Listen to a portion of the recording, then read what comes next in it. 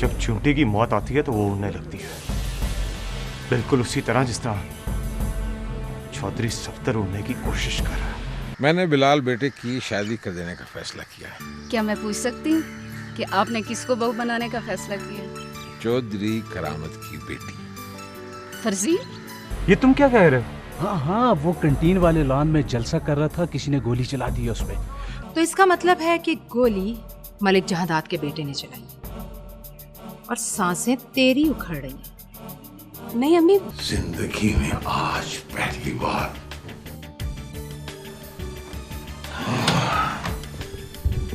वक्त ने मुझे दिलनशी का मोहताज कर दिया। उनसे कहो कि अपनी चहीती बीवी को भेजे। मैं नौकरों की बातों पर फैसले नहीं किया करती।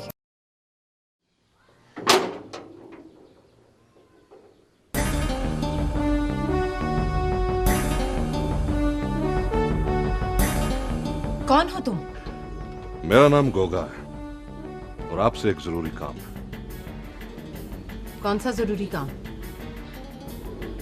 बैठ के आराम से बात नहीं हो सकती? नहीं, मतलब की बात करो और जाओ यहाँ से।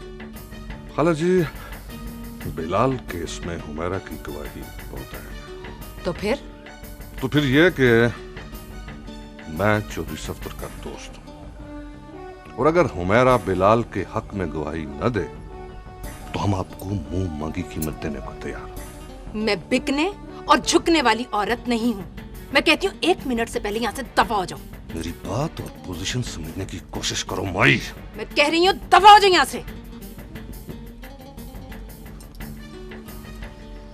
शायद तुम ये भूल रही हो कि तुम्हारी जवान बेटी शहर में पढ़ती है और उसे अब कुछ भी हो सकता है। बकवास बंद करो। जो बेटियां जन्म देते हैं वो उनकी हिफाजत करना भी जानते हैं। ये थप्पड़ तुम्हें बहुत महंगा पड़ेगा, बहुत महंगा पड़ेगा माई। मैं कह रही हूं ना, दफा हो जाओ यहाँ से। जाओ, कहां से आ जाओ।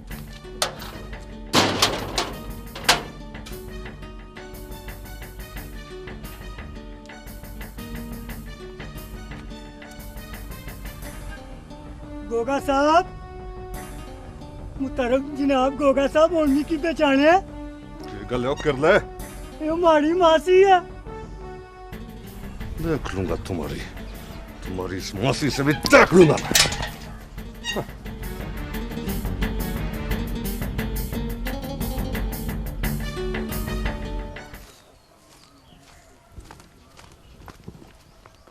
ओए खुशिया, घर में क्या मुसीबत आई और तुम यहाँ फिर रहे हो? ओ चाचा मेरी गल तो सुन। चुप, तू घर चल, मैं वहां जाके तेरी गल भी सुनूंगा और मलिक साहब से तुझे लितर भी मरवाऊंगा। ओ चाचा मेरी गल समझने की कोशिश। ये स्कूल मगज चाचा को समझाने के बजाय अगर मैं ये सारी की सारी बातें मलिक साहब को बता देनी चाहिए। कौन है भाई? रहमत, तुम क्यों आए हो फिर यहाँ? जी वो आपको इतला देने के मलिक साहब खुद गाड़ी लेकर हुमैरा बीबी को लेने आ रहे हैं। हम जहादात के मजारे नहीं हैं जो वो हमें अपनी गाड़ी में डालकर ले जाएगा। आप क्या कह रही हैं? मुझे एक मजबूरी आन पड़ी है, वरना आज तेरे मलिक जहादात को भी मैं खाली लौटा देती। जी मैं कुछ समझा नहीं। तुम जाओ, हुमैरा को लेकर मैं खुद आ जाऊंगी। देखिए जी, आप मेरी बात समझने की कोशिश करें। मैंने कहा ना, तुम जाओ रहमत। देखिए जी, आपकी बात बड़ी है लेकिन हुमैरा बीबी की हिफाजत का मसला भी है। अपनी बेटी की हिफाजत मैं खुद कर सकती हूँ, समझे तुम? जाओ अब। जी जैसे आपकी मर्जी।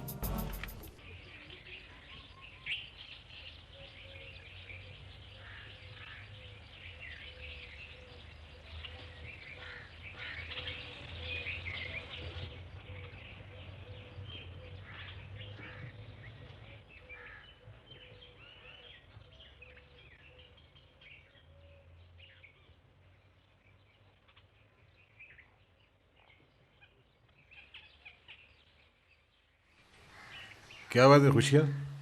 तू कुछ कहना चाहता है क्या? वो जी मैं दूध लेके वापस आ रहा था तो रास्ते में एक गोगा नामी आदमी ने मुझसे मासी दिल नशीन के घर का पता मालूम करने की कोशिश की। मैंने बताने से इनकार कर दिया तो उसने बदमाशी की। मैं भी आपका खास आदमी हूँ जी, मैं भी बदमाशी पे आ गया। ओए आगे बक, फिर हुआ क्या? मैं उसे मासी दिल नशीन के घर ले गया। उसने मासी दिल नशीन से कहा कि अगर वो मेरा बीबी बिलाल के हक में गवाही ना दे तो वो पूरे 5 लाख रुपए उसे देगा, पूरे 5 लाख रुपए। फिर क्या कहा उस दिल नशीन ने? साफ इनकार कर दिया जी। फिर उसने उमेरा बीबी को अगवा करने की धमकी दी। मासी दिल नशीन ने जोर से थप्पड़ मार के उसे कहा, जो लोग बेटियों की हिफाजत करना जानते हैं वो बेटियों को जन्म भी देते हैं। कुछ गलत हो गया जी। चल जा, दफा हो जा। अच्छा जी।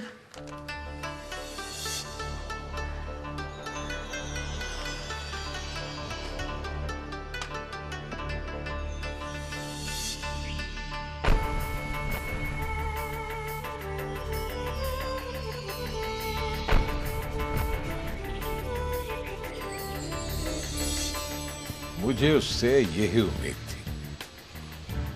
ऐसा सिर्फ दिल नशीन ही कर सकती है।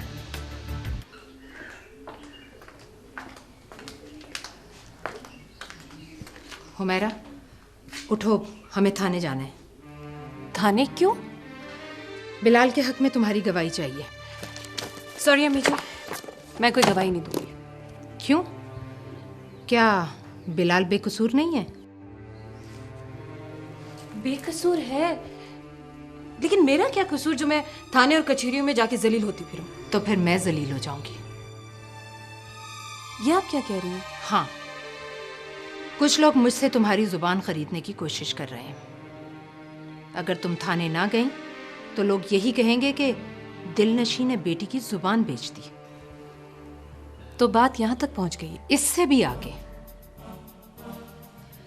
ये लो, अगर किसी ने तुम्हें अगवा करने की कोशिश की तो उसे गोली मार देना। जी? हाँ, अगवा होने से मर जाना या फिर जेल जाना बेहतर है।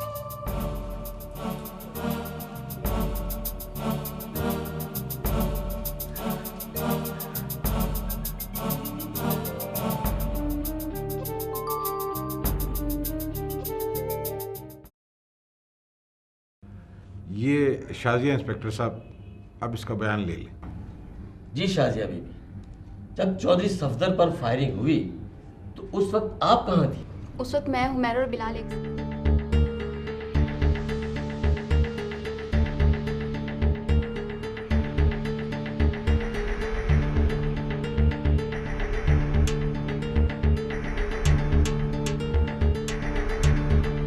अच्छा, ये हुमैरा है?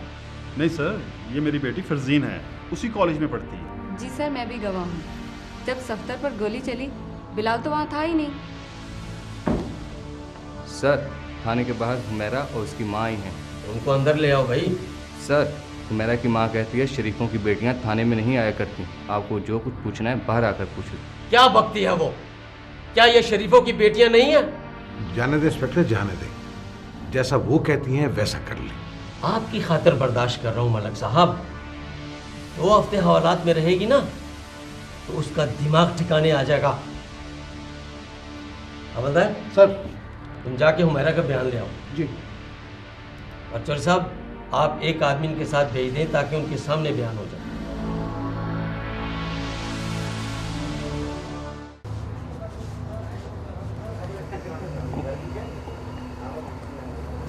अस्सलाम वालेकुम। वालेकुम अस्सलाम। आपका नाम हुमैरा है जी?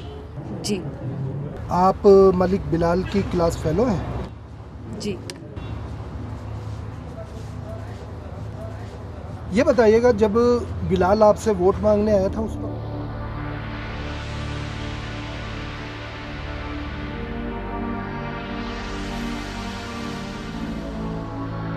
आप लोगों का बहुत शुक्रिया जी। जी, कुछ और पूछना है आपको? जी नहीं, हुमैरा बीबी, आप अपने बयान के नीचे दस्तखत कर दें।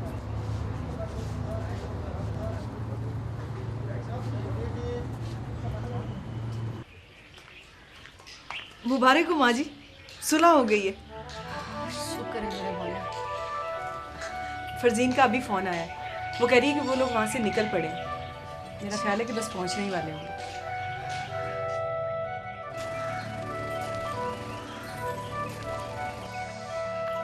लो माँ जी, वो लोग आ गए।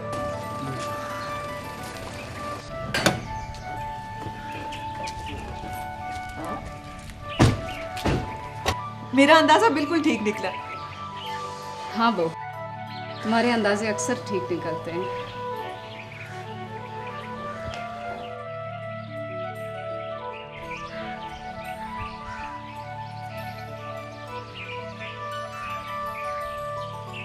बिलाल बेटा,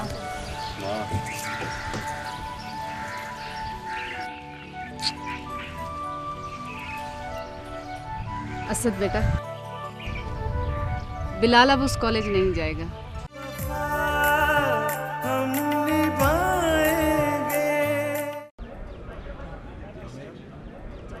बिलाल के चले जाने से पूरा कॉलेज वीरान और सुनसान नज़र आ रहा है, जैसे सब रौनकें और सब रानाइयाँ उसी के दम से थी। फरजीन, किन सोचों में गुम हो? कुछ नहीं। मेरा और शाज़िया ने भी कॉलेज छोड़ दिया है। आखिर ये चक्कर क्या है भाई? मुझे वो कॉलेज छोड़कर अजीब सी उदासी हुई। तुम्हारे तासुरात क्या हैं? भाई मेरे फीलिंग्स तो कफस से आज़ादी हासिल करने वाले परिंदे की सी। तुम्हारे दिल में लौट जाने की जरा भी कसक नहीं। बिल्कुल भी नहीं। ना जाने क्यों मुझे लगता है कि तुम्हें कभी ना कभी अपने फैसले पर पछताना पड़ेगा। हो ही नहीं सकता।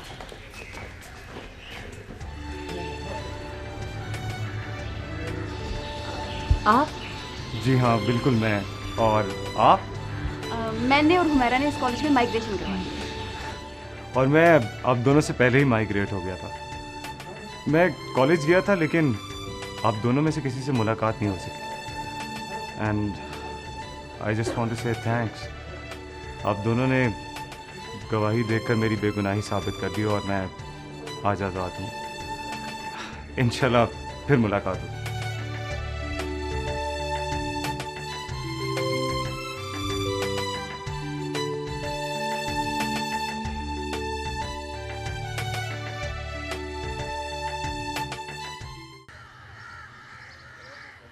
फरजीन को? हाँ बेटा, फरजीन को बहू बनाना तुम्हारे बाबा जानी की ख्वाहिश है। माँ जी, बिलाल से भी किसी ने पूछा है कि नहीं? बेटा तुम्हारे बाबा जानी अपने फैसले किसी से पूछ कर नहीं करते। देख लें माँ जी, मेरे और बिलाल की मिजाज में बहुत फ़र्क है। ये ना हो कि वो बाबा जान की बात को कहीं रद्द कर दे। बाकी फैसले तो बड़ों के ही, जैसे आपकी मर्जी।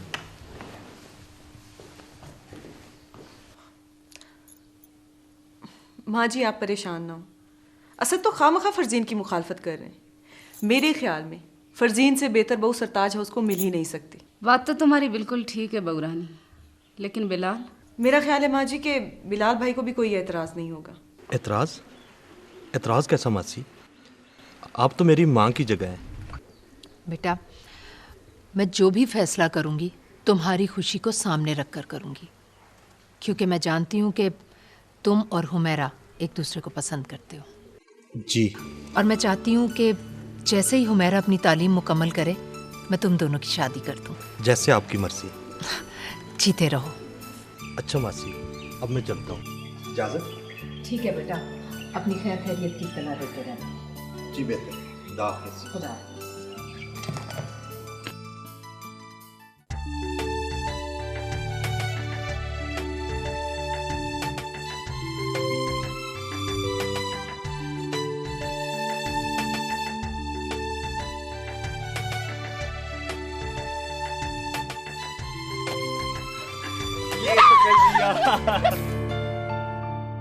लगता है मेरा मेरे ख्वाबों पे आग पर छा गई।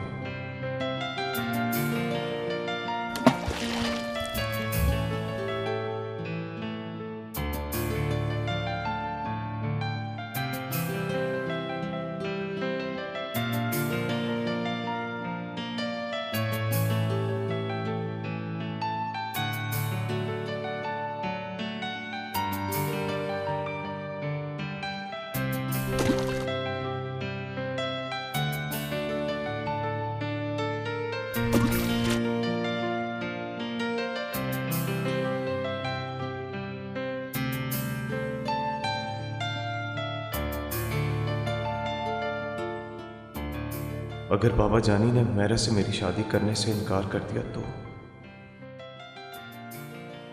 नहीं, ऐसा नहीं हो सकता। ऐसा कभी नहीं होगा। शादी तो मैं सिर्फ हुमैरा ही के साथ करूंगा, सिर्फ हुमैरा के साथ। मिस्टर बिलाल, पहले हुमैरा को तो शादी के लिए राजी कर लो, जो तुम्हारे साए से भी डरती है। तुम्हें याद है बेगम आज चौधरी करामत के घर जाना? हाँ जी याद तो है, लेकिन कोई मसला है क्या? मलिक साहब अगर बिलाल से भी पूछ लेते। क्यों? तुम इसकी जरूरत क्यों महसूस कर रही? बस ऐसे ही असद को देखो। क्यों, असद अपनी बीवी से खुश नहीं है? नहीं, ये बात नहीं है। असद और बिलाल के मिजाज में बहुत फ़र्क है, फिर पूछ लेने में क्या हर्ज है। तुम फिक्रमंद मत हो, वो मेरी हुकूमत नहीं कर सकता। और फिर मलिक जानदाद अपने फैसले किससे पूछ कर नहीं करता।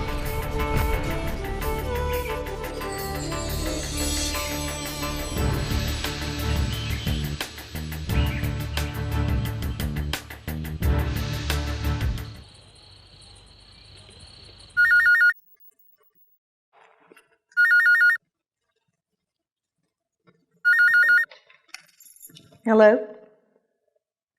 हाँ फरजीन, कैसी हो तुम? मैं तो बिल्कुल ठीक ठाक हूँ।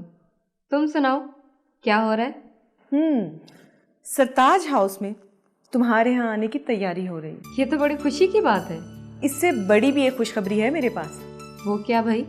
आज हम चौधरी अंकल से तुम्हें मांगने के लिए आ रहे हैं। बको मत। हेलो, तमीज से फरजीन मुझसे बात करो। आखिर तुम मेरी छोटी देवरानी बनने वाली हो। चलो ठीक है, फिर होती है तुमसे बात। खुदा हाफिज। भाभी, आप इतना बन सवर कर कहाँ जा रही हैं? अपने प्यारे देवर जी के लिए प्यारी सी दुल्हन देखने जा रही हूँ। क्या? ये आप क्या कह रही हैं भाभी? भाई, घर में सबको तुम्हारी पसंद का पता चल गया, इसलिए तुम्हारे बोलने से पहले ही तुम्हारे ख्वाब की ताबीर के लिए कोशिश शुरू कर दी गई। ये आपकी गलतफहमी है भाभी। ना मैं फरजीन को पसंद करता हूँ और ना ही उससे शादी करूंगा। ये बात आप माँ और बाबा जानी से भी कह दें।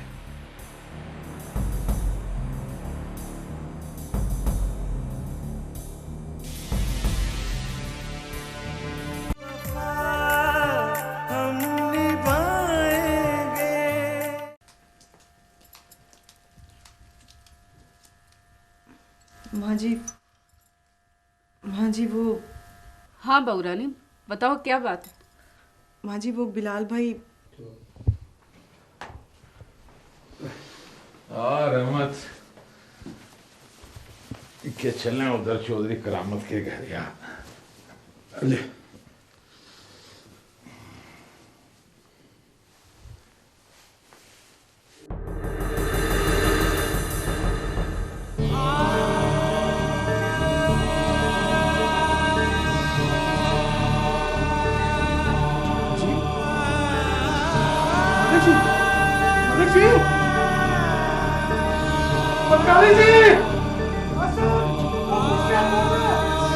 आप लोग जल्दी से पूछिए।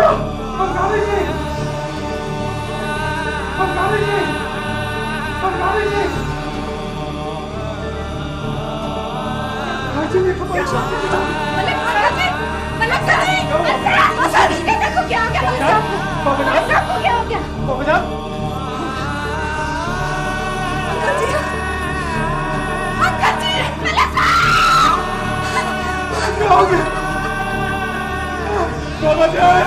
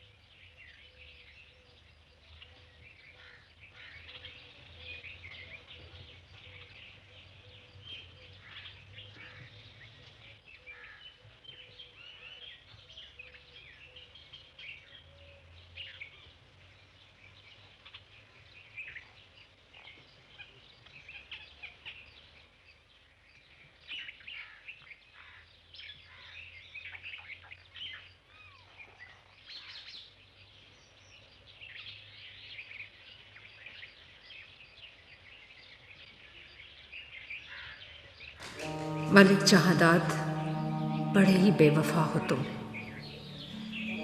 किसी से भी वफा नहीं की तुमने, ना अपने आप से और ना ही अपनी जिंदगी से। अचानक साथ छोड़ देने की आदत मरते दम तक नहीं छोड़ी।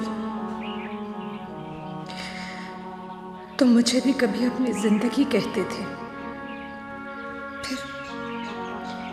फिर मुझे भी अचानक छोड़ दिया। तुम्हारी इस अदा को कोई नहीं समझ पाएगा सवाए दिलनशी के। लेकिन तुमने दिलनशी को समझने में गलती की।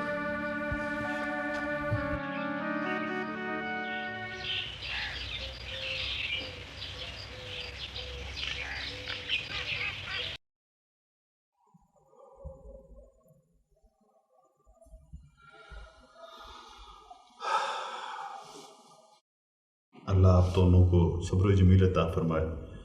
मलिक जहादात बहुत बड़ा नुकसान कर गए हैं। बस अंकल, अल्लाह को यही मंजूर था। मलिक जहादात इलाके की बहुत बड़ी सियासी और समाजी शख्सियत थे। अल्लाह मग़फ़िरत करे। वैसे मलिक साहब को हुआ क्या है? Heart attack. मलिक साहब ने कभी दिल के आर्जे का जिक्र तो नहीं किया। बस अकेला छोड़ के, हम सबको अकेला छोड़ के।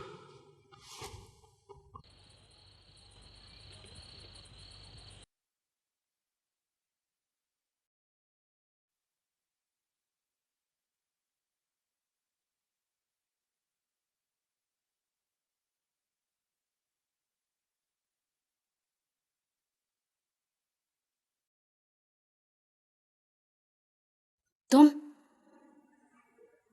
हाँ सरताज बेगम, मैं दिलनशी। यहाँ क्यों आई हो? ताज़ियत के लिए। मैंने सोचा इस वक्त आप अकेली होंगी। ताज़ियत वहाँ की जाती है जहाँ कोई ताल्लुक, कोई रिश्ता हो। ये रिवाज जागीरदारों और वडेरों के यहाँ होता है। हम गरीब लोग तो दूसरों का गम अपना गम समझते हैं। तो जा फिर किसी अपनी जैसी के गले लग के रहो। आज पूरी दुनिया में मुझे तो सिर्फ तुम अपने जैसी लग रही हो। मलिक जहादात मर गया है, तुम्हारा अब इस घर से कोई रिश्ता नहीं रहा। बेशक जो रिश्ते मुरब्बों की बुनियाद पर कायम होते हैं वो इतने ही कच्चे होते हैं। तुम्हारा उससे कच्चा रिश्ता था, सो टूट गया। मेरा रिश्ता इतना कच्चा नहीं। खैर छोड़ो, तुम धन वाले मन वालों की बातें नहीं समझ सकते। इससे पहले कि इस घर के नौकर तुम्हें धक्के देकर निकाले, चली जाओ यहाँ से। सरताज बेगम,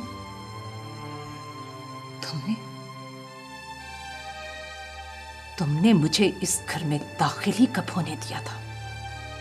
तुम्हारी इज्जत इसी में है कि तुम यहाँ से फौरन चली जाओ। मैं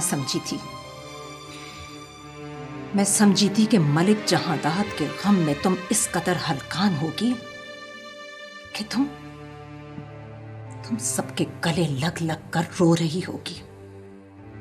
मगर नहीं, ऐसा नहीं है। तुम्हें तो आज भी 100 मुरब्बों का गुरूर है। सरताज हाउस का मान है तुम्हें। चली जाओ यहाँ से, पहले बहुत परेशान हूँ।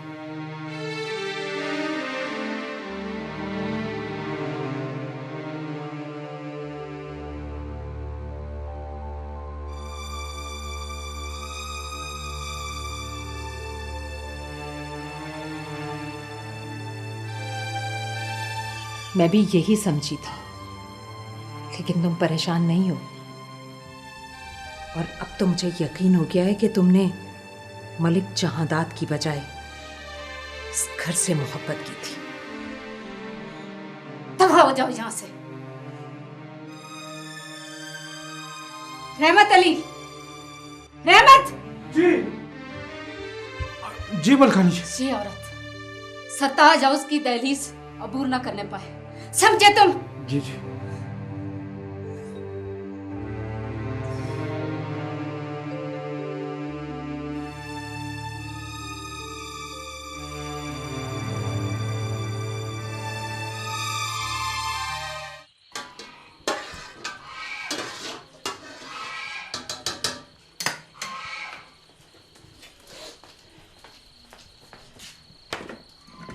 अम्मी भी हर काम लोगों से मुख्तलिफ करती। लोग वहाँ ताज़ियत के लिए दिन में गए थे, वो सरताज हाउस ताज़ियत करने रात में गई।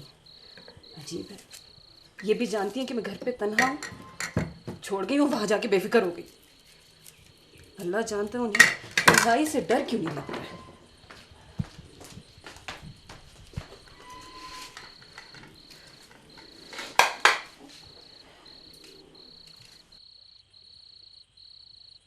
तेरी बीवी तो इस वक्त यहाँ नहीं आएगी, उसे डर जो लगता है। तेरी होते हुए भी वो खौफज़दा रही, और अब तो और भी। लेकिन मुझे डर नहीं लगता, आदी हो गई हूँ तन्हाइयों की। या फिर शायद तेरे तसव्वुर, तेरे ख्याल ने मुझे तन्हा होने ही नहीं दिया। जिस तरह तूने हर पल मुझे नजरअंदाज करने की कोशिश की, उसी तरह मैंने तुझे हर लम्हे याद किया। देखो मलिक जहांदाद, जिन चीजों की खातिर तूने मुझे छोड़ दिया था, आज उन सब चीजों ने तुझे छोड़ दिया है। लेकिन औरत की मोहब्बत और इंतकाम कब्र की दीवारों तक साथ नहीं छोड़ते। जब तक मैं जिंदा हूं, सरताज हाउस में मेरा जिक्र रहेगा, और मैं इसी तरह तेरी कब्र पर ताजा फूल चढ़ाती रहूंगी। ना ये फूल सूखेंगे और ना ही सरताज की आंखों के आंसू सूखने दूंगी।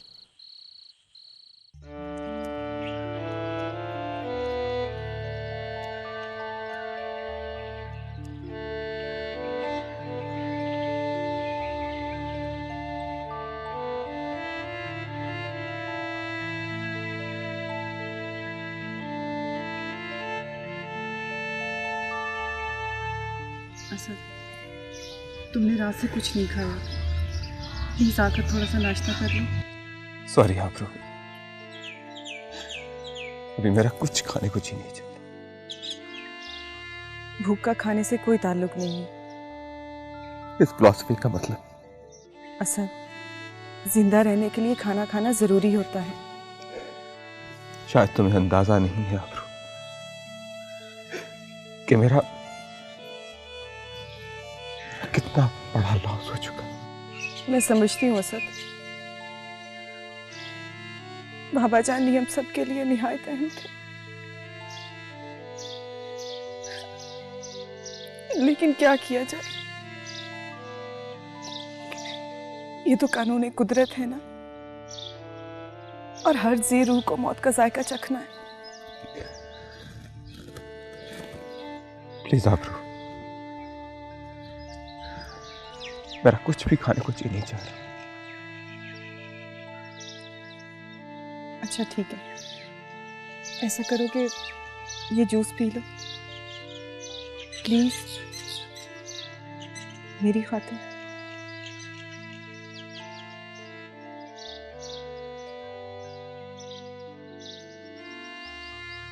Thank you Asad.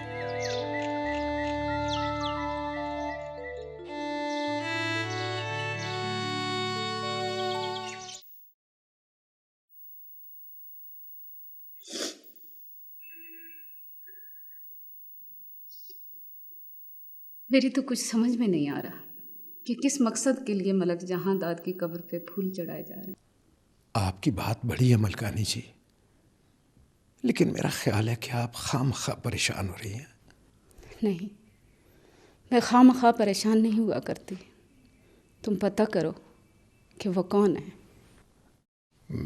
मेरा शक तो फिर मलकानी जी। शक नहीं, मुझे यकीन की ठोस जमीन से उगा हुआ सबूत चाहिए। जी बेहतर। रहमत अली, मैं ज़मीनों की जिम्मेदारी असद बेटे पर डालना चाहती हूँ।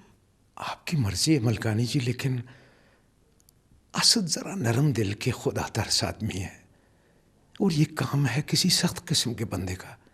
यहाँ तो लोग भीख की आड़ में सब कुछ हथिया लेते हैं। तुम फिक्र न करो रहमत, सुपरविजन मैं खुद करूँगी। और बिलाल को इस झंझट से दूर रखना ताकि वो अपनी तालीम मुकम्मल कर ले। अल्लाह बख्शे बड़े मलिक साहब को, उनकी भी यही ख्वाहिश थी। मैं उनकी हर ख्वाहिश पूरी करने की कोशिश करूँगी।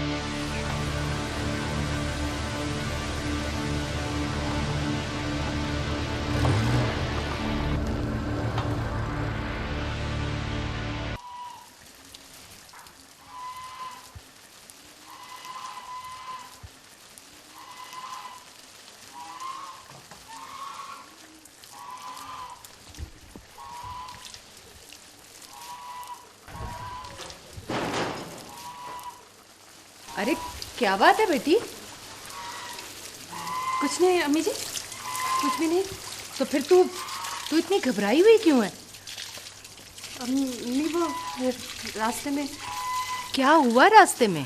रास्ते में कुछ लोग लड़ रहे थे, मैं डर गई। पगली,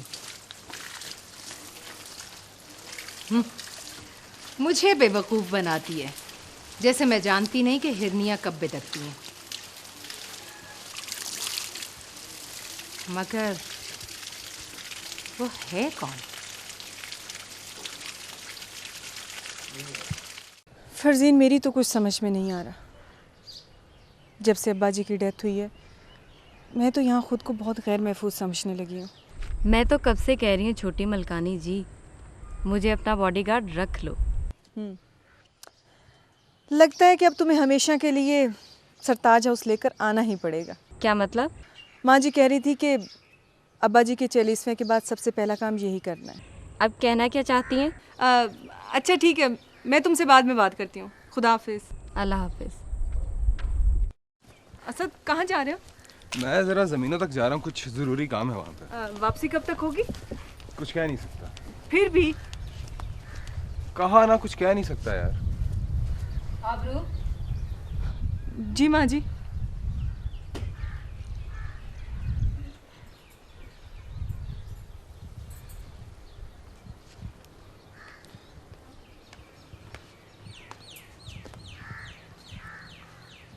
क्या बात है बुरानी?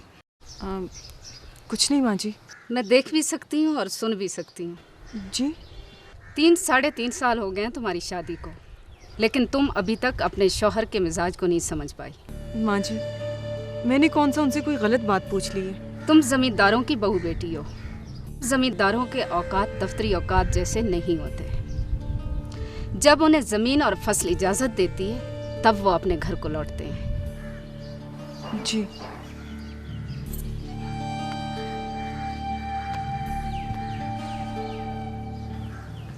नहीं माँ जी, मुझे लगता है कि हमारे दरमियान कोई और आ गया है।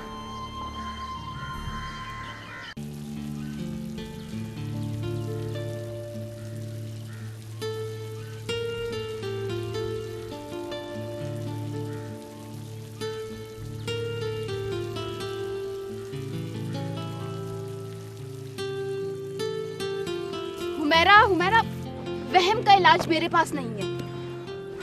ये महज मेरा वहम नहीं है शाजिया, उसकी नजरों में बला की वहशत होती है। वहशत नहीं पगली, उसकी आंखों में तुम्हारी मोहब्बत जुनून बनकर चमकने लगी है। जमींदारों की आंखों में मोहब्बत नहीं हवस होती है। लेकिन जब जमींदार मोहब्बत करते हैं तो इंतहा की करते हैं। लेकिन मुझे अब उससे बहुत डर लगने लगा है। मुझे लगता है कि तुम्हें बिलाल अच्छा लगने लगा है। तुम मानो ना मानो, तुम्हें बिलाल से मोहब्बत हो गई। शायद मेरी कैफियत समझने से तुम भी कासिर हो शाजिया।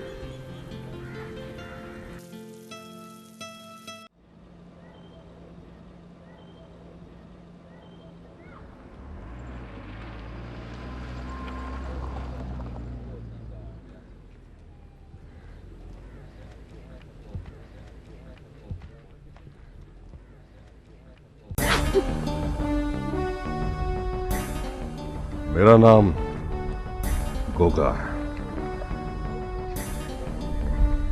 तुम चाहे जितने भी कॉलेज बदलो, मैं तुम्हें ढूंढ लूंगा, क्योंकि तुम्हारी मां का मारा हुआ थप्पड़ आज मेरे गाल के अंगारे की तरह महकता है, और इसका बदला तुम चुकाओगे।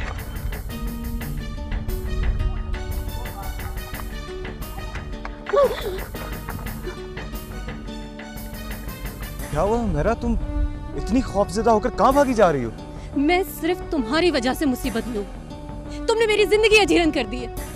आखिर मैंने किया क्या है? तुम कुछ बताओगी मुझे? मेरी गवाही ने तुम्हें तो बचा लिया, लेकिन उस गवाही की वजह से वो गोगा मुझे हरासा कर रहा है। गोगा? तो वो यहाँ तक भी पहुंच गया? उसकी ये जुर्रत? अभी यही कहीं था वो देखो, वहां खड़ा मुझे देख रहा है।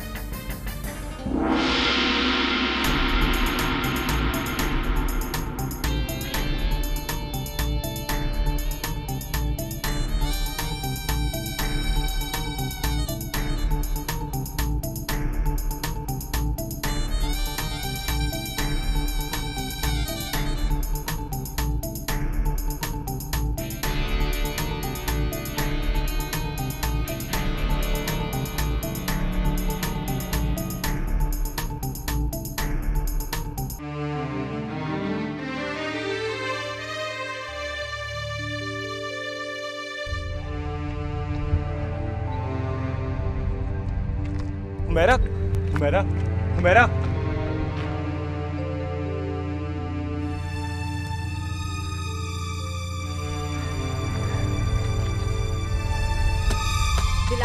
बिलाल, ये कौन था और तुम किसका पीछा कर रहे थे?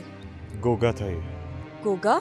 हाँ, किराए का बदमाश है। इसी ने हुमैरा को मेरे लिए गवाही देने से रोका था। अच्छा, तो आज ये यहाँ कैसे? हुमैरा का पीछा कर रहा था, उसे खौफजदा करने की कोशिश कर रहा था। उसे मालूम नहीं होगा कि तुम भी इसी कॉलेज में हो, है ना? खैर छोड़ो इन बातों को। तुम ये बताओ कि तुम यहाँ कैसे? तुमसे मिलने आई थी, तुमने तो पलट कर देखा ही नहीं। I'm sorry।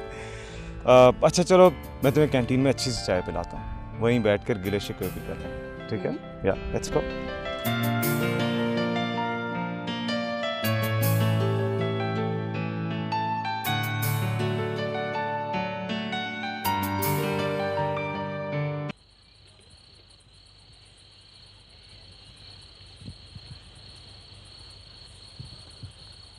इन 40 दिनों में एक दिन भी तेरी बीवी तुझ पर फूल चढ़ाने नहीं आई। दौलत शायद तसव्वुफ की कायल नहीं, और गरीबी तोहमत परस्त बना देती है। अब तो तुझे यकीन हो गया है ना मलिक जहांदाद, कि हम मोहब्बत के किस मकाम पर थे। सरताज बेगम ने अपनी दौलत के जोर पर मुझसे मेरा सब कुछ छीन लिया, और अब मैं उससे उसका आराम, सुकून सब कुछ छीन लूंगी, सब कुछ।